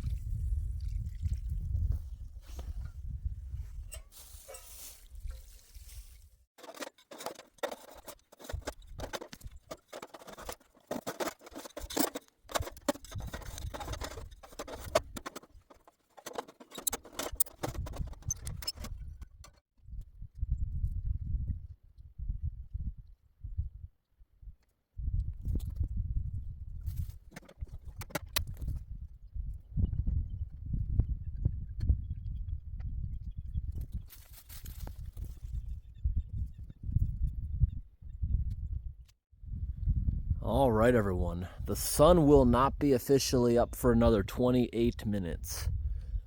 But this twilight period is actually really, really nice. I don't even need the headlamp at this point. I think we got everything. I don't think I forgot anything. And I'm not dumping out the fireplace ashes where someone else might want a tent. Just put it off to the side. You saw there was a few sparks in it, so I watered it. I came over here, kicked it around a couple times just to make sure there's no more hot spots. Double, triple check your fires, especially when it's dry out. All right, it is completely extinguished.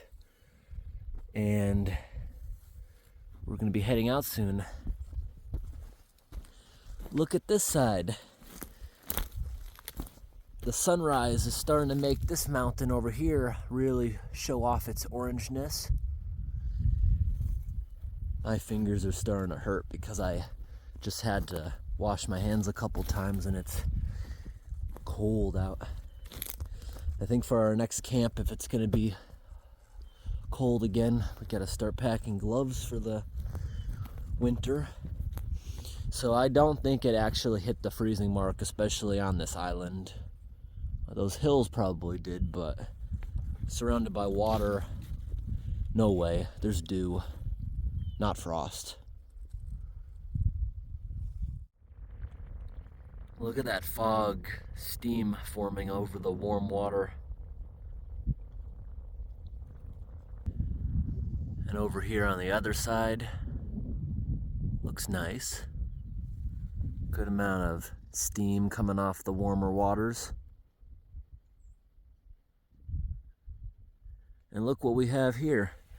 This is a water iris, and it has a seed pod, It would have had a beautiful purple flower earlier in the year. Now it's got seeds, so it can spread around a bit. There's a light breeze, but the water's not choppy yet. I'm just waiting for the sun to come up before I actually leave.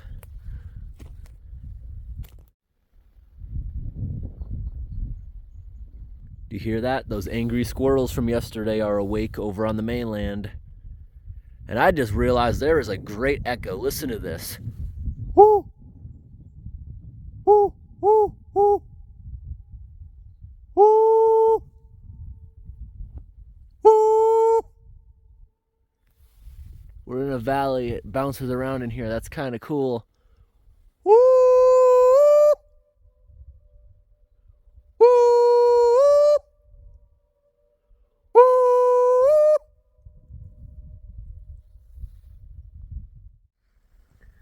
This life jacket is absolutely drenched because the breeze is coming from this side. All that fog has been hitting this side of the island, making everything very, very wet. Thankfully, the tent really didn't have any dew on it, so I don't even have to open it up and let it dry when I get home. But the kayak, you can see, is covered in thick dew. Lots of needles and leaves fell in there, but as soon as we start driving, that'll all blow out of the kayak nicely. We're all secured. We are ready to launch. Look at that chunk of floating suds. Okay, we are out. There's our island. Time to leave. It'll only take about 20 minutes to get back. We're not that far out.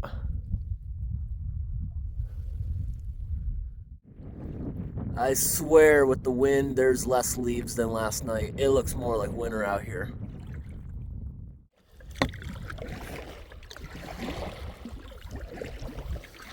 My hands are getting numb. The air is so cold and moist. That's not a good combination. All this fog and steam.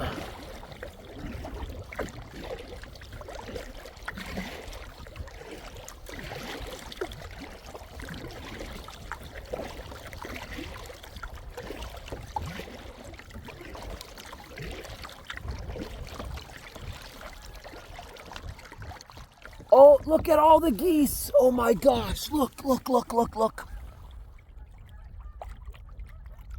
They all just took off.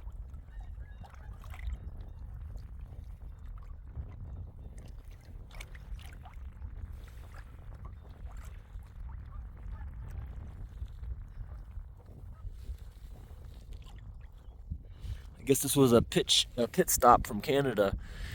They're all headed south.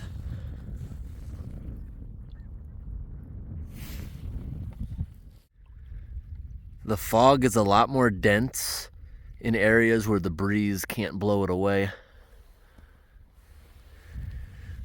Look at that.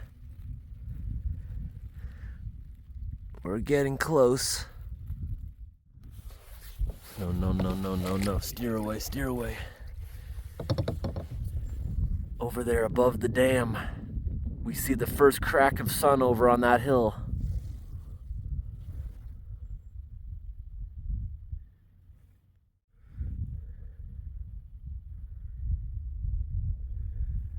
It is so relaxing paddling through this steam on a perfectly still mirror surface.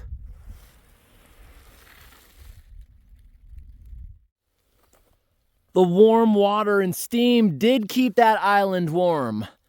Look what I just came ashore to. The grass is crunchy and white. Yeah, it really did get down to 26 degrees last night, or -4 Celsius. Everything's crunchy and frozen. As soon as the sun starts hitting these leaves, they're gonna start falling like crazy. That's so cool. I bet it's even frostier if you're away from the water. The top of the dock is frozen.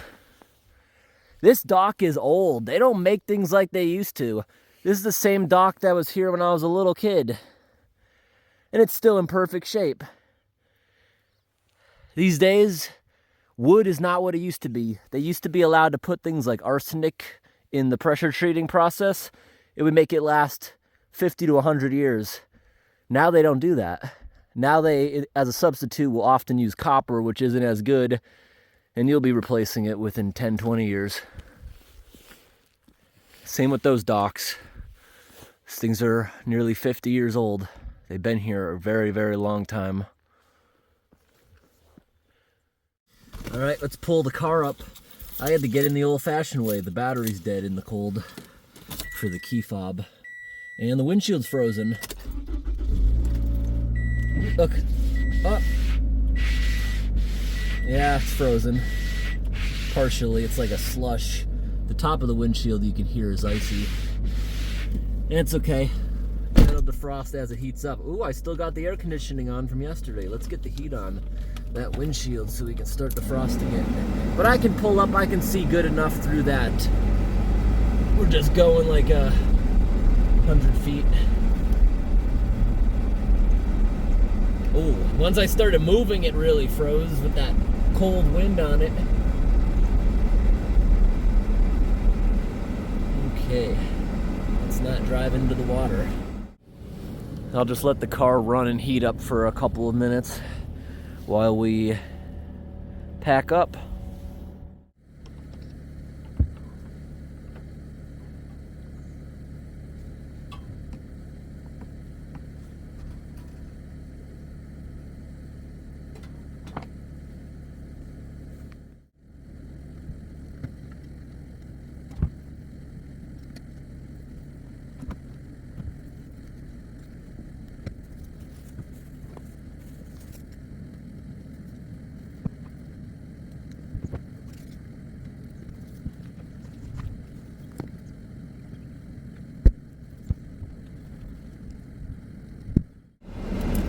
All right, heated up real nicely.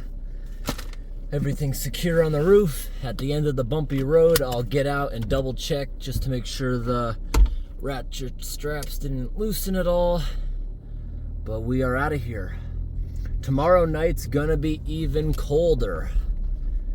Then next week, not a single frost. It's actually gonna be like 50 degrees every night, or 10 degrees Celsius every night. Next week's gonna feel like summer again. Weird weather patterns we've been in.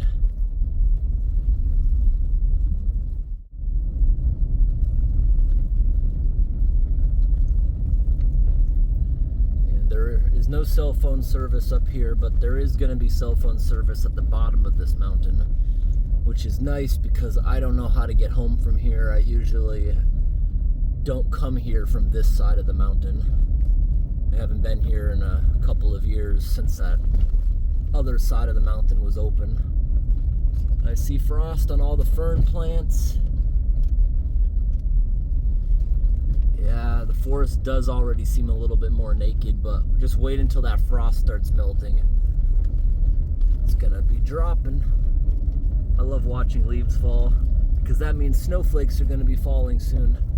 Can't wait for winter. I'm done sweating.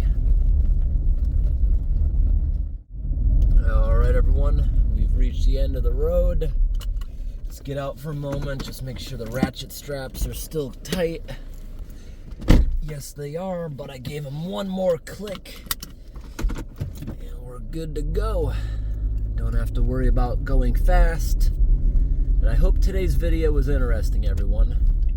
Thanks for watching, and have a great day.